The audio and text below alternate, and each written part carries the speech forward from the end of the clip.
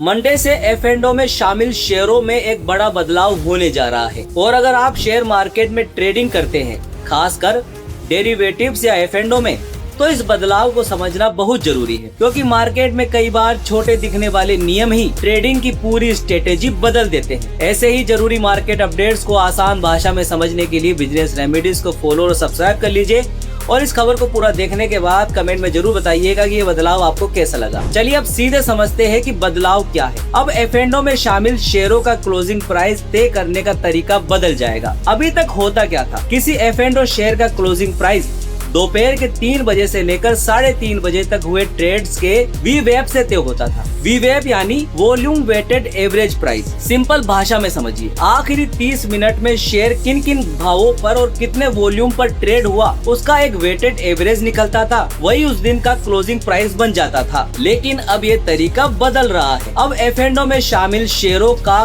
Cash market में closing auction session यानी CAS लागू होगा। नाम थोड़ा टेक्निकल लग सकता है, लेकिन इसका मतलब बहुत आसान है। बाजार बंद होने से पहले एक अलग ऑक्शन होगा, जैसे मार्केट खुलने से पहले प्री ओपन सेशन में ऑर्डर जमा होते हैं और फिर प्राइस तय होती है। लगभग उसी तरह मार्केट बंद होने से पहले भी एक प्रोसेस चलेगा। चलिए अब इस पूरे प्रोसेस का टाइम टेबल समझते हैं। दोपहर के 3 बजे से लेकर 3:15 तक यानी पूरे 15 मिनट तक नॉर्मल ट्रेडिंग चलेगी। 3:15 पर F&O में शामिल शेयरों की कैश मार्केट में ट्रेडिंग बंद हो जाएगी। यहाँ एक बात ध्यान रखिए, कैश मार्केट बंद होगी लेकिन फ्यूचर ट्रेडिंग 3:40 तक जारी रह सकती है। अब 3:20 से लेकर 3:25 तक यानी पूरे 15 मिनट के लिए क्लोजिंग ऑक्शन सेशन CAS का पहला अहम हिस्सा शुरू होगा।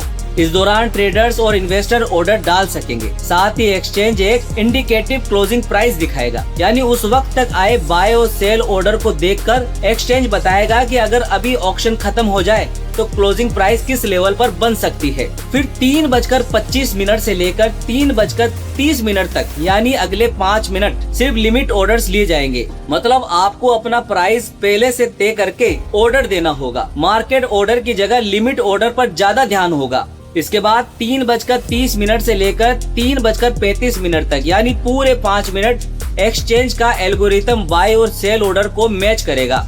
और अब सबसे बड़ा सवाल, आखिर क्लोजिंग प्राइस बनेगी कैसे? जिस भाव पर ज्यादा बाय और सेल ऑर्डर आपस में मैच हो पाएंगे, वही उस दिन का ऑफिशियल क्लोजिंग प्राइस होगा।